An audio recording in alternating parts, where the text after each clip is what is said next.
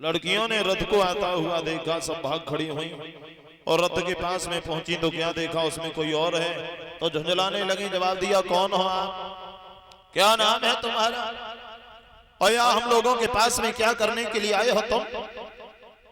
उद्धव ने हाथ जोड़े, रथ से नीचे उतर के आए। बोले क्या पूछ रही, बोले हाँ यही पूछ रहे हैं। आवो है चतुर बटोही निक और दो घड़ी ही अन पे बिलमइयो, हम अपनी बीती कह रहे हैं, तुम अपनी बीती समझियो। आ बैठा और मेरे साथ में बैठ के तुम अपनी सुना, मैं अपनी सुनाती हूँ। कौन हो, यदुवंशियों का महामंत्री हो। नाम क्या है, क्या करने आए हो। कन्हैया ने भेजा है, कन्हैया का सखा हो। अच्छा, श्याम ने भेजा है। हाँ, किस लिए भेजा है, ये पत्र लेके आ जाओ।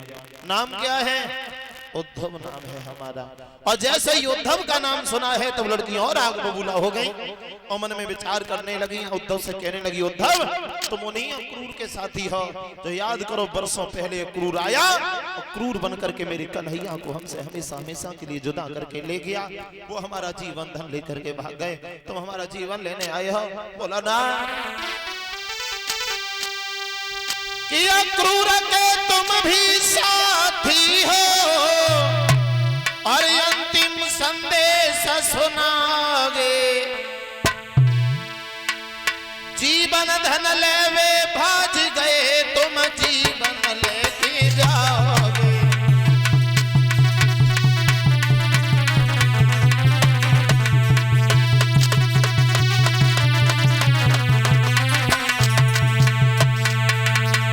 क्रूर के साथी हाँ, एक दिन आया वर्षों पहले, कन्हैया को हमसे ले गया, लेकिन अब तक श्याम वापस नहीं आए। और उन्हीं के सखा तुम भी हो, आज तुम भी आए हो, हमारा जीवन लेने आए, मुझे मारने आए हो ना।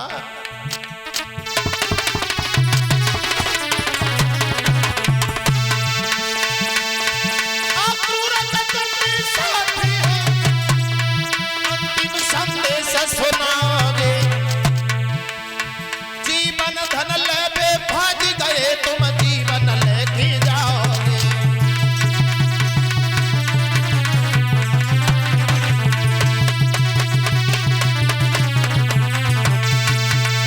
बोला, उद्धव ने हाथ जोड़े जवाब दिया, बहनाओ कैसी बातें कर रही हो, मेरा ऐसा कोई मंतव्य ऐसा कोई मतलब नहीं है।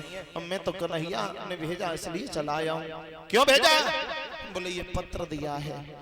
और जैसे ही पत्र उद्धव ने निकाला, चंद्रा ने उद्धव से जवाब दिया, ये पत्र वहीं रख लो जेब में। क्या, तो चंद्रा ने कही धीर के लिए, जे कागज कुछ काम न करते हैं और बरसों से सूखे पड़े भये पत्तन से कुआं न भरते। जवाब दिया है, धैर्य धारण कराने के लिए कागज का टुकड़ा कोई ज्यादा नहीं है। अगर एक बार कन्हैया भी मेरे पास में आते तो भी मुझे मनचाहा धैर्य नहीं मिलता, तो ये भला ये कागज का टुकड़ा मुझे क्या धैर्य धारण कराएगा उद्धव जी।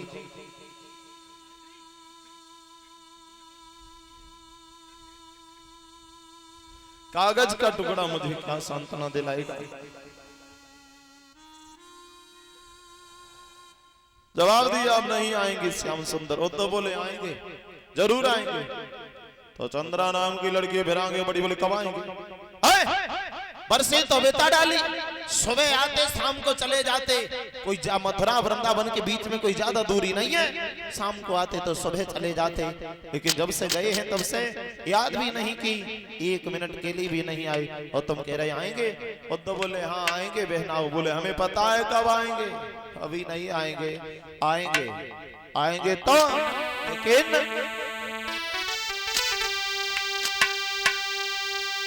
तो चंद्रा बोली बेनीर मोही होरी तनी जल्दी नहीं आवेंगे, लाला और वे आवेंगे जब यहाँ सभी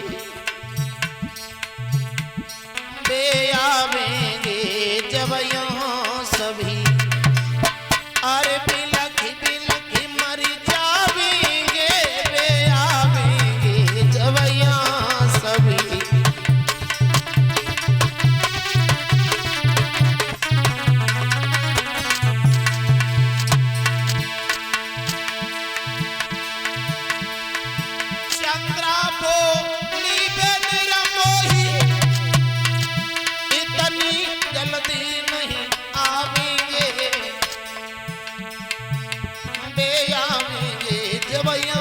सभी, अरे बिलख बिलख मर जावेंगे बे आवेंगे जब यहाँ सभी।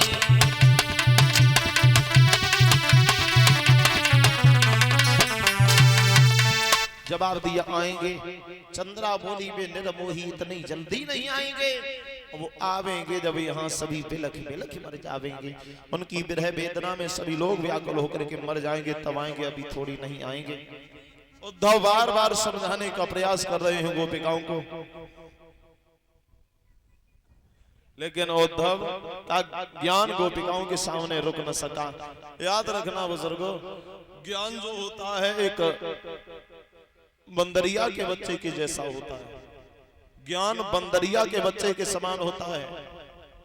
आपने देखा होगा बंदरिया एक छत से दूसरे छत पर छलांग लगाती है तो बंदरिया कभी अपने बच्चे को नहीं पकड़ती, बल्कि बंदरिया का बच्चा अपने माँ के पेट से चिपट जाता है।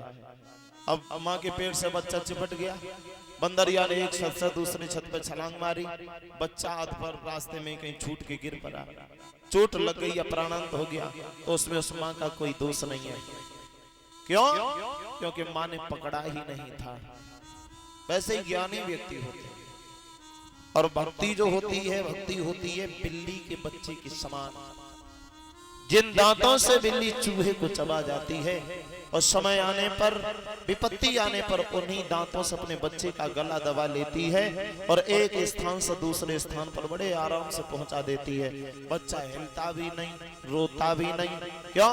क्योंकि बच्चा जानता है मेरी माँ तो मुझे वहीं ले जाएगी जहां मेरी भलाई होगी, मेरी माँ मुझे वहीं ले जाएगी जहां मैं सुरक्षित रह सकूंगा। तो इसलिए याद रखना दादा, परमेश्वर के प्रति सर्वस्व ने उछावर करके देखो। अगर जिंदगी में दुख भी आए तो उसे भी हंस के गुजार लो। क्यों? कभी सुख है कभी दुख है, ये जीवन धूप छाया है और हंसी में ही बिता डालो, बिताने ही ये काया है।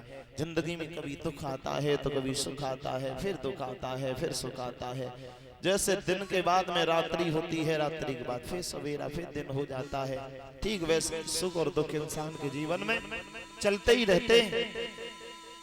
अगर परमेश्वर का ध्यान भजन करते फिर भी कष्ट आए तो कन्हैया से बैठ के रोना और जवाब देना, श्याम सुंदर मेरे रोने से अगर तुझको आए हंसी तो मैं रो रो के तुझको हंसाया करूं। अगर मेरे रोने से तुम्हें हंसी आ सकती है, तुम मुस्कुरा सकते हो, तो हम इतना रोएंगे ताकि तुम हमेशा मुस्कुराते रहो, सदैव मुस्कुराते रहो।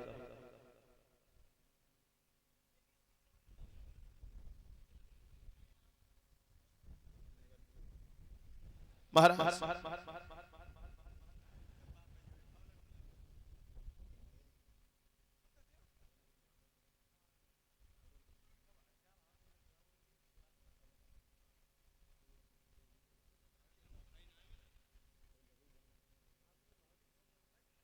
महाराज